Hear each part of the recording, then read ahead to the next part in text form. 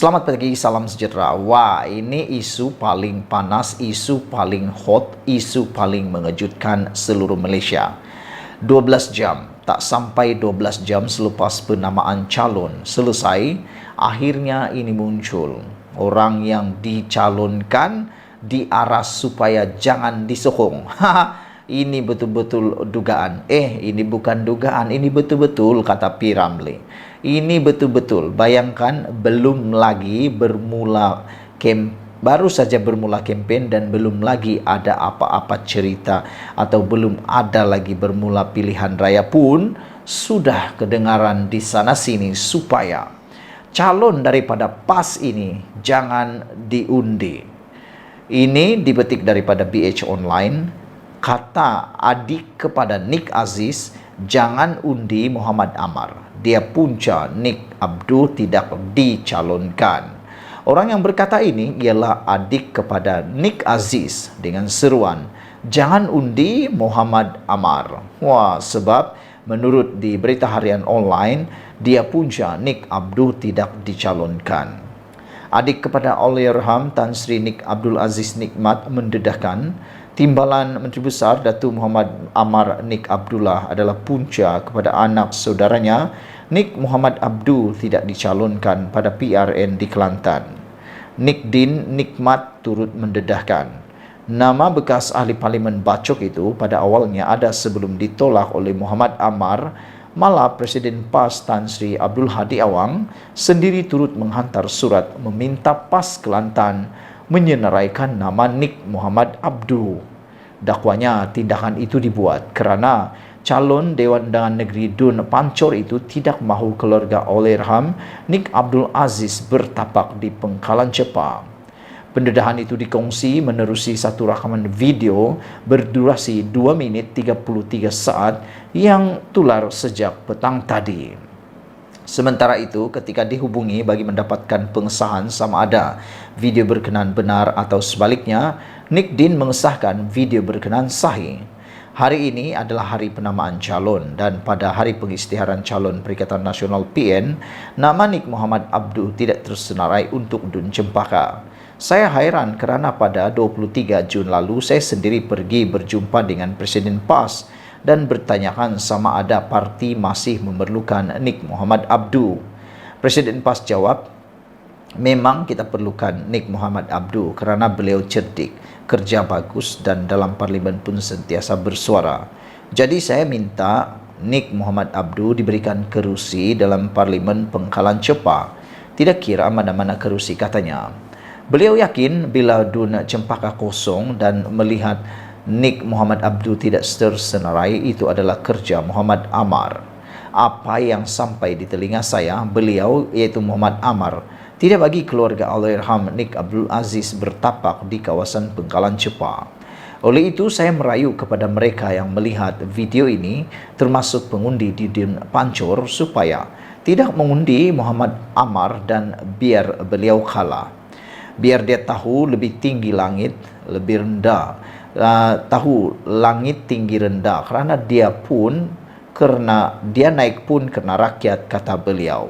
Biar dia kalah sekali dan rasa sekiranya ada orang seperti ini dalam PAS, ia akan merosakkan parti, kata beliau.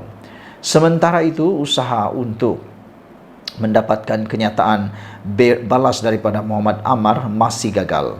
Setakat ini, namun pegawai beliau memaklumkan timbalan Menteri Besar itu hanya akan hadir pada program memperkenalkan calon malam ini di Pengkalan Cepa. Media sebelum ini melaporkan Nik Muhammad Abdul tidak tercalon pada PRN di Kelantan walaupun nama beliau disebut-sebut bakal bertanding di salah satu kerusi pada Parlimen Cepa. Sekian dulu untuk kali ini. Jangan lupa tinggalkan komen anda. Untuk kali ini kita jumpa lagi. Bye-bye. Selamat pagi, salam sejahtera. Terima kasih kerana bersama dengan saya di Nazilin Unity Channel. Ini satu pendedahan yang paling menarik perhatian kita berkaitan dengan isu skandal pencurian pelombongan haram REE yang didakwa berlaku di SIK Kedah. Hari ini, pagi ini kita dikejutkan pula dengan pendedahan baru oleh Saifuddin Nasution Ismail. Kes ini sedang hangat diperkatakan apabila SPRM mengesahkan telah pun merakam beberapa kenyataan daripada pemimpin-pemimpin besar yang ada di Kedah. Selain itu, pengakuan Sanusi juga mengatakan beberapa orang exco telah pun dipanggil oleh SPRM untuk dirakamkan keterangan dan juga untuk siasatan lanjut. Dengan itu, kita ingat ianya sudah berakhir. Namun demikian, akhirnya Saifuddin Nasution Ismail, Menteri Keselamatan Dalam Negeri, akhirnya tampil memberikan dakwaan baru berkaitan kes kecurian RII di Kedah ini. Dalam episod terbaru ini, siri pendedahannya berhubung dakwaan aktiviti pelombongan unsur nadir bumi RII secara haram di Bukit Enggang, Sik. Menteri Dalam Negeri Saifuddin Nasution Ismail berkata, polis sedang menyiasat seorang lagi individu. Menurutnya, individu tersebut mempunyai kaitan dengan pemerdagangan pekerja yang terlibat dalam pelombongan nadir bumi di bawah Akta Anti Pemerdagangan Orang dan Anti Penyeludupan Migran 2007 dan Akta Kesalahan Keselamatan Langkah-Langkah Khas 2012. Dia ditahan dan kini direman selama 28 hari, kata beliau. Wow, ini memang benar berlaku sehingga orang yang bertanggung jawab ini sekarang sudah pun ditangkap, ditahan, kini ditahan reman selama hampir sebulan lamanya. Wah, boleh tahan nih. Menurut Saifuddin, dia membawa masuk pekerja dari luar negara dan tidak membayar gaji pun, kata beliau. Ketika menyampaikan ucapan pada Majlis Pengenalan Calon Perpaduan Kedah dan pelancaran manifesto di Sungai Petani, Kedah malam tadi, Saifuddin bagaimanapun tidak mendedahkan nama individu tersebut. Dalam ucapannya, Saifuddin juga menamakan dua warga negara China yang didakwa diambil bekerja dengan Menteri Besar Incorporated MBI Kedah untuk menjalankan eksplorasi unsur nadir bumi. Malaysia kini tidak mendedahkan nama suspek kes jenayah itu sementara menunggu pertuduhan rasmi dibuat. Wah, kita tak sabar lagi menunggu, menanti, mengetahui siapakah orang yang dimaksudkan ini. Semoga dalam masa terdekat kita akan ketahui. Dan adakah anda mengetahuinya atau anda mempunyai maklumat? Kalau anda mempunyai maklumat, silakan tulis dalam ruangan komen.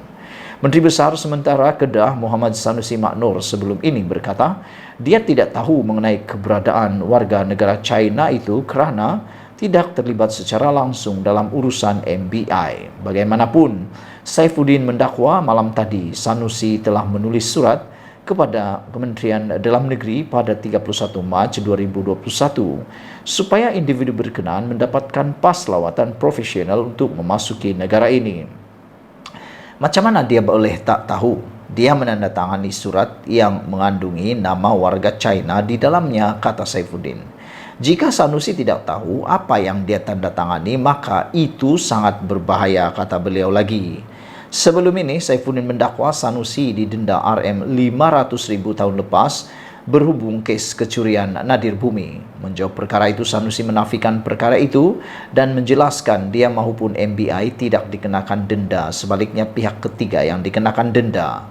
Sanusi juga berkata sedang mempertimbangkan tindakan undang-undang terhadap Saifuddin atas dakwaan itu. Dilaporkan pada Selasa lalu bahawa SPRM telah memulakan siasatan berhubung dakwaan pelombongan RII haram di Bukit Enggang, Sik yang melibatkan dakwaan rasuah dan salah guna kuasa. Agensi itu juga menahan seorang pegawai kanan MBI Kedah serta seorang pengarah syarikat berhubung kes itu. Ketua Pesuruhjaya SPRM Azam Baki berkata pada Khamis minggu lalu bahawa Suruhanjaya itu telah menyoal 12 orang setakat ini dan akan memanggil Sanusi. Saudara-saudara sekalian, isu ini makin lama makin hangat, makin lama makin panas. Semoga akhirnya kebenaran akan kita ketahui nanti dan orang yang teraniaya akhirnya dapat diselamatkan dan orang yang bersalah juga dapat didakwa dengan segera untuk menyelamatkan Malaysia. Jumpa lagi, bye-bye. Selamat pagi, salam sejahtera. Terima kasih Anda bersama dengan saya di Nazlin Unity Channel. Ini satu pendedahan daripada SPRM yang pastinya akan merungkai pelbagai persoalan dan pastinya mengejutkan semua pihak. SPRM hari ini mengumumkan melalui Azam Baki, Ketua Pesuruhjaya SPRM, mengatakan amaran Perdana Menteri bukan salah guna kuasa. Saudara-saudara sekalian, ini pengakuan dan ini pengesahan daripada Azam Baki untuk anda semua. Kalau ada yang masih mengatakan Perdana Menteri salah guna kuasa, itu adalah perkara yang salah menurut Azam Baki, kerana beliau kata amaran Perdana Menteri bukan salah guna kuasa.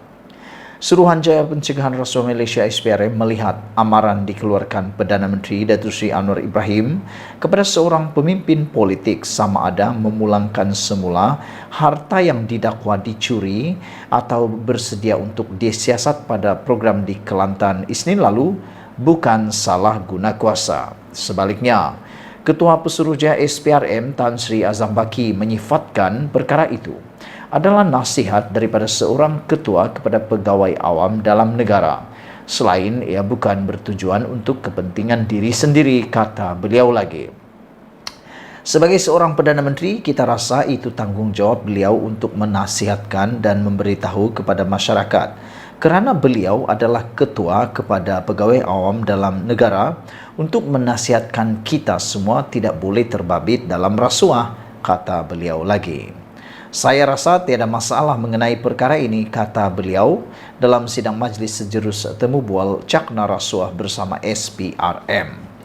Perdana Menteri Datuk Seri Anwar Ibrahim pada program Jelajah Perpaduan Madani dan Pelancaran Jentera Perpaduan Kelantan 25 Julai lalu memberi dua kata dua kepada seorang pemimpin politik sama ada mahu memulangkan semula harta yang didakwa dicuri atau bersedia untuk disiasat. Dalam ucapannya, Anwar yang juga ahli Parlimen Tambun berkata, jika pemimpin terbabit yang tidak dinamakannya gagal berbuat demikian, beliau akan mengarahkan pihak berkuasa untuk menyiasatnya. Susulan itu, Peguam Kanan Muhammad Hanif Katri Abdullah menyifatkan kenyataan ancaman atau amaran dikeluarkan sebanyak 3 kali oleh Anwar menjurus salah guna kuasa dan berlaku campur tangan pemimpin kerajaan itu dalam agensi penguatkuasaan seperti Polis Diraja Malaysia dan SPRM. Beliau dilaporkan berkata, meskipun Anwar mempunyai bidang kuasa eksekutif, ia tidak tertakluk dalam perihal pelaksanaan tindakan perundangan negara.